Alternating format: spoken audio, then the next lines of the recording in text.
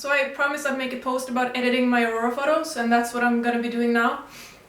I figured it'd be easier if I just made a video so you can follow along on my screen and see exactly what I'm doing. And I'm gonna do some sort of screen recording where you can see my mouse clicks, but I haven't quite figured out how to do that yet, but I think I'll sort that out before I start. I'll be working on my RAW files, always shoot in RAW.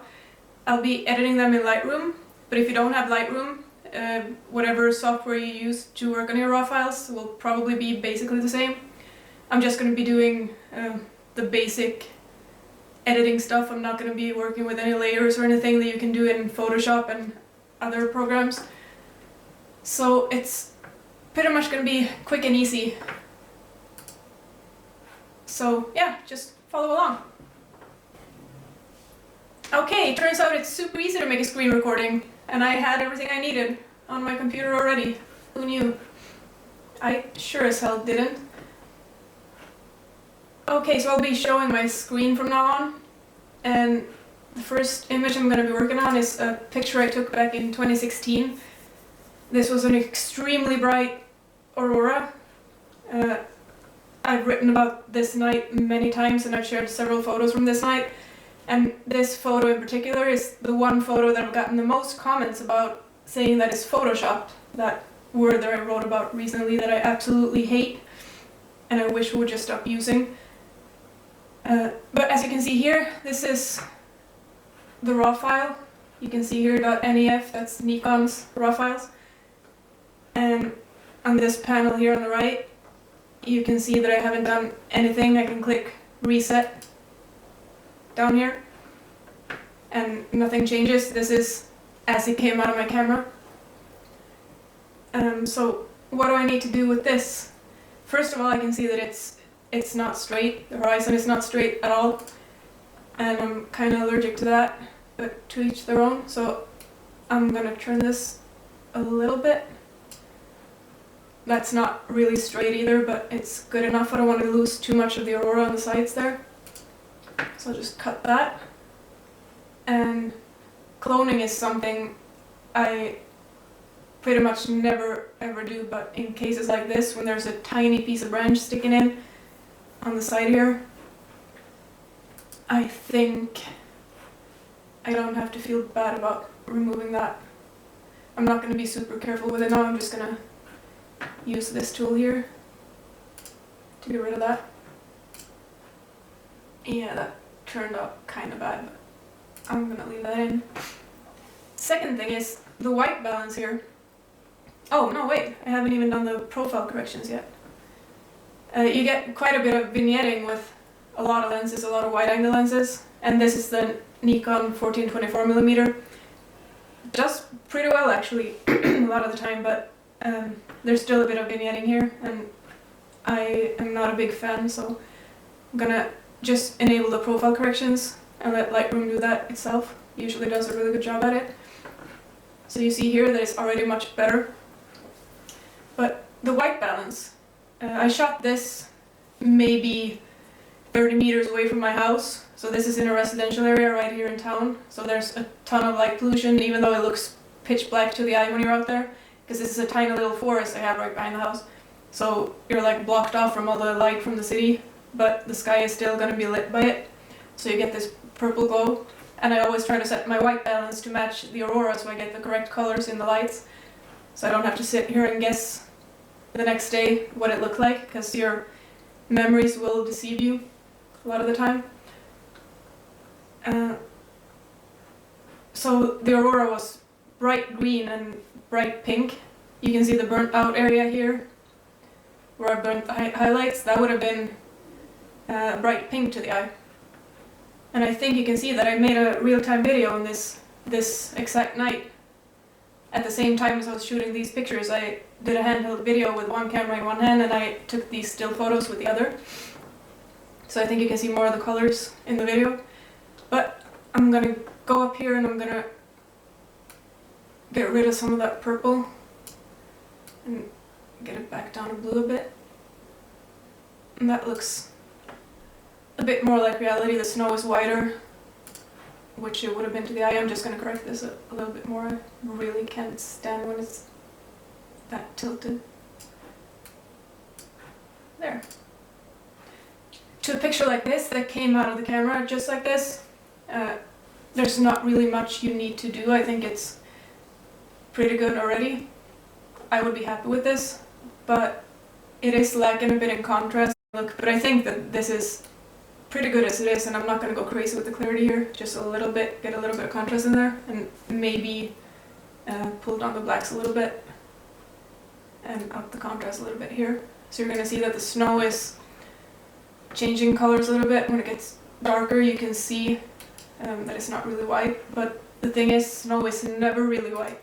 If there's a bright aurora like this in the sky, it is going to reflect on the snow. You might not see it with the naked eye when you're out there, but it's definitely there. It's the same thing during polar night up here when we have these super pink skies, super pink and blue. The snow is going to be glowing in purple and blue, and that's something that you can actually see when you're walking around outside. And it's absolutely magical. So I don't think I'm going to do anything with that snow. If I made that snow bright white, it's going to look extremely fake and unnatural because snow isn't white. I think this is all I'm going to do with this picture. Doesn't really need much more than this. I don't even think I need to do any noise reduction. As you can see, this is a 6-second exposure at ISO 640. And still it's a bit overexposed, so this aurora was absolutely insane. Now I'm gonna go to a picture that I took in 2017 up in Abisko. Brilliantly beautiful night. It was amazing. It was packed with tourists on little out by the lake there, Lake Torneträsk. It's probably going to be packed with tourists always during the aurora season because this is where everyone comes. I don't go there that often though. But on this night, driving from the city up to Abisko, it was a thick fog the entire way there, and you could not see a thing. You had zero visibility up to the sky, not a single star, nothing. So I thought we were just going to end up in this sludge, like not see anything, and it's going to be a wasted trip. But the blue hole of Abisko, the famous blue hole of Abisko, they're famous for having clear skies for most of the year, and basically no rain or snow. And that happened this night. We got that blue hole, but there was still a thick mist over the lake that you can't really see in this picture. But it was definitely there, like a thick mist. So looking at the sky through this, what my eyes saw was you could see this aurora, you could see the structures, you could see it reflect on the water with the naked eye. You could see it moving over the water, you could see it moving in the sky, but it had basically no color at all. And that was the first time I've ever seen it like that. And I was kind of amazed when I saw the pictures on the back of my camera. When they came out like this, you can see this is the unedited raw file. I'm gonna click reset there just so you see. I haven't done anything. This is the .nef again. So my camera captured all these super bright green colors that my eyes could not see. I could see it a little bit in the brightest part down here by the water, but not nearly as it looks here. So I'm gonna go down and do the profile corrections, and you can see that it's not at all straight, the horizon here. So I'm gonna see if I can get that.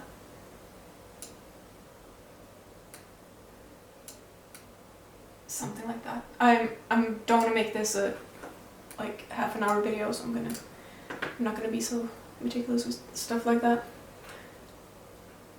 There, and I did the profile corrections. Yes. So yeah, you couldn't barely see any of the colors in this. So I could go with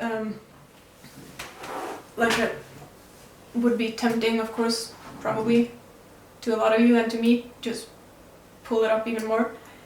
To get that brilliant green, but that's not what I want to do. My aim is always to show it the way that I saw it. So on this one, I'm actually gonna pull the saturation down quite a bit, like that maybe. And then the sky didn't look deep purple like it does here. You can see that there's some purple aurora here above the green. That's not something I saw, but it's definitely there.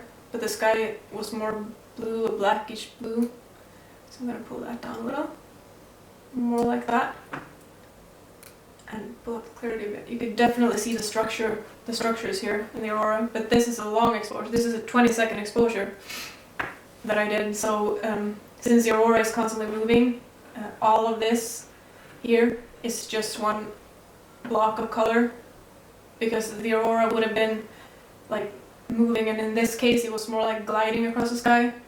So you can see the sharper strand here and then a sharper strand here, like two arches. So they had way more structure. So I'm gonna pull that up to make it look more like it did, more like that. And in places like this, like in here in town even, and out in Abbey School and all around the city, we can see the Milky Way easily with the naked eye on a moonless night. So we see a ton of stars because there's so little light pollution. Despite me complaining about it, we're really lucky up here. You don't have to go many minutes outside of town to get amazing views. Something like that. I'm gonna pull down on the clarity. I took it up all the way. That's crazy. You get these white edges around things when you do that. There. And I'm gonna pull up the shadows because you could actually see. I could see with the naked eye this little thing here is actually a sauna on the water. Someone built a little like sauna cabin that they float on the water. I don't know if you can rent it or something, but it looked amazingly creepy coming at you in the dark.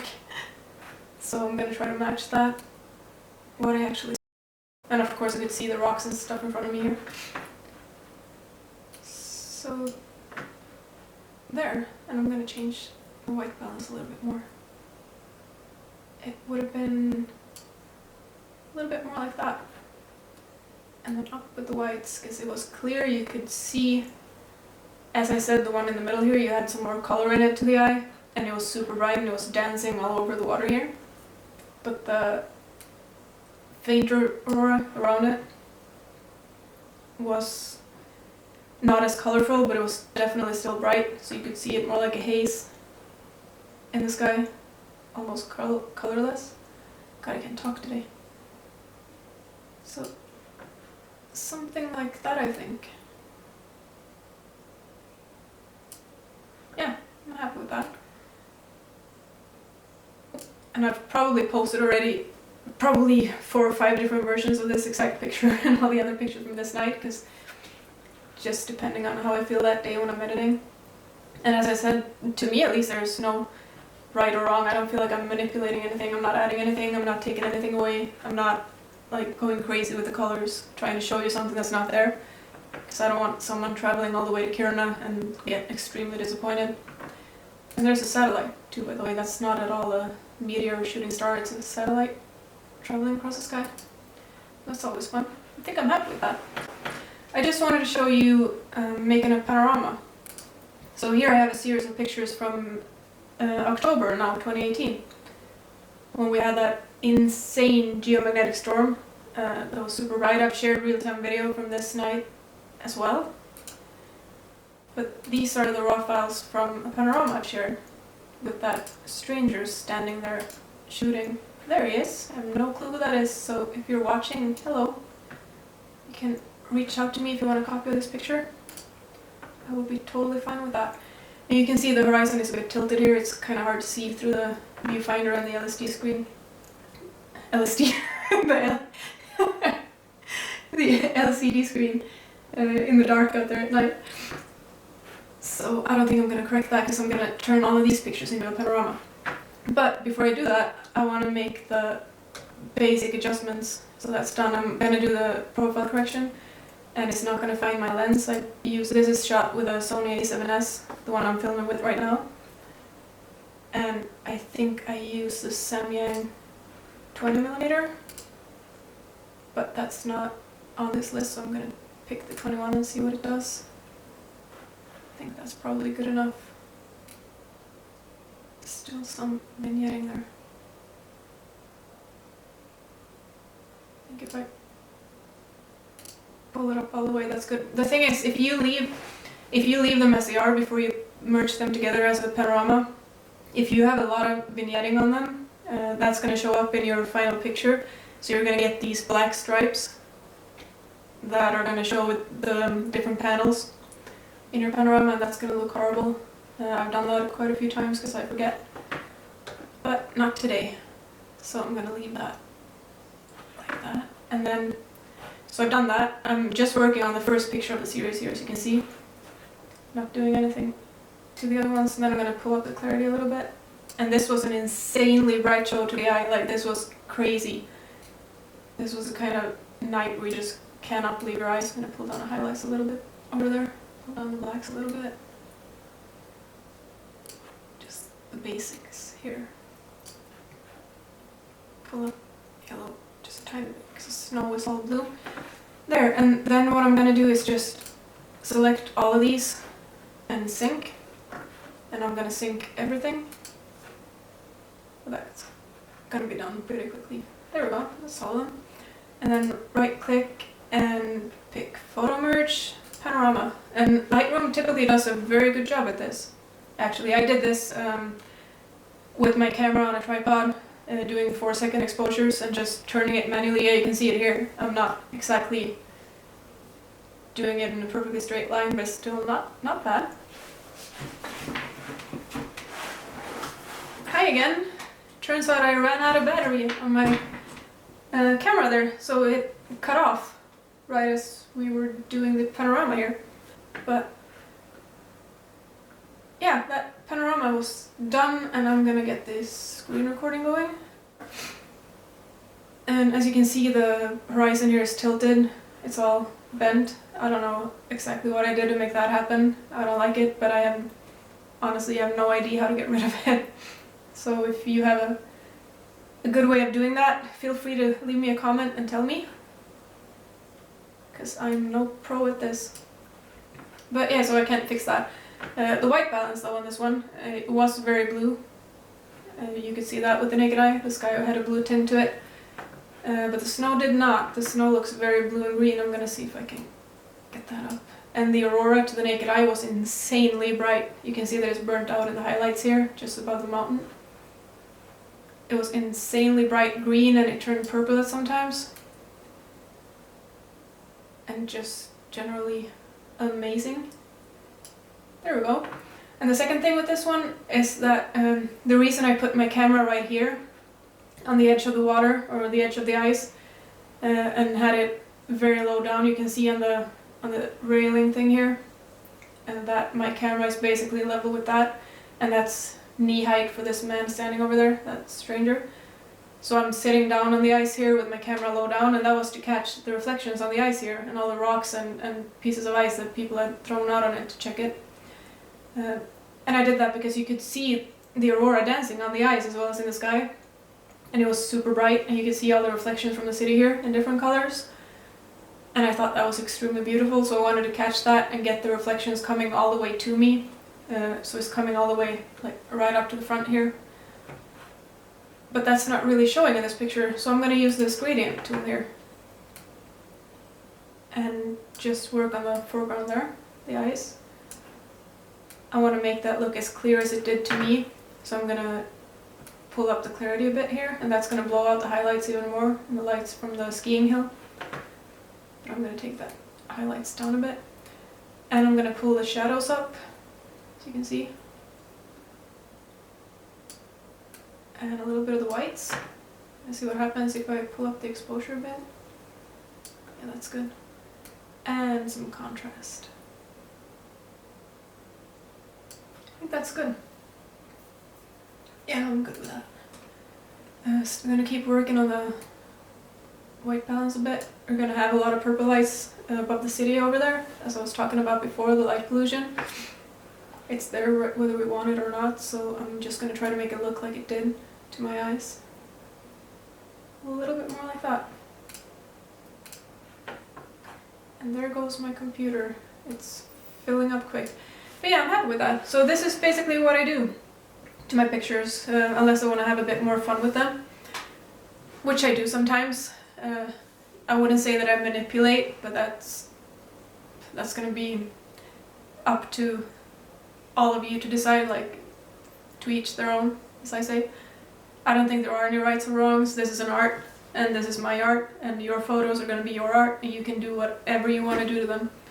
I'm not saying that you have to do it my way. I'm not saying that my way is right. I have no idea. I'm just doing what I think looks good, and what best represents what my eyes saw at the time when I was out there. That's always going to be my goal. But there are times when I feel like I want to play around a little bit, and I do. I use Photoshop sometimes, I use Snapseed on my phone to just add a little bit of glow and stuff, but the thing I do is I always try to keep the aurora looking as it did to my eyes when I was out there. Because I don't want to mislead anyone. I know that a lot of people want to come up here to see this for themselves. That's why I'm always trying to tell everyone that you never know what you're going to get. You might get a super show like this, or the one I showed you from 2016, and then you're going to be extremely lucky. That's amazing. It's brilliant. You'll never forget it. But you could also get something that's more just like a fog. That's almost colorless, like the one I showed you from hobby school. You just never know. But I just wanted to show you what I do to my pictures and trying to keep it as real as possible. So yeah, this is it. I know that I saw when I was changing the battery that this video is insanely long, so I think I'm gonna cut out some things. I'm gonna cut out a few photos that I worked on here. We don't have to show them all. And if you watched all the way through, thank you. That was very, very nice of you, spending I don't know how many minutes on this little thing. But yeah, that's it. That's what I do. Now you go on and you do whatever you want to do. The trick is though, you have to get a good picture of an aurora, you have to have an actually good picture of an aurora. You're not going to be able to recreate it afterwards in Photoshop or something. If all you had was a like faint haze on the sky, you're not going to be able to make it into something like this that's dancing all over. So the trick is to be out there. You have to spend those hours out there in the cold and actually just sit and wait. You're not always going to get lucky. Some nights you get nothing at all, and some nights you get this. So bring your camera and get out there. That's that. Thank you. Bye.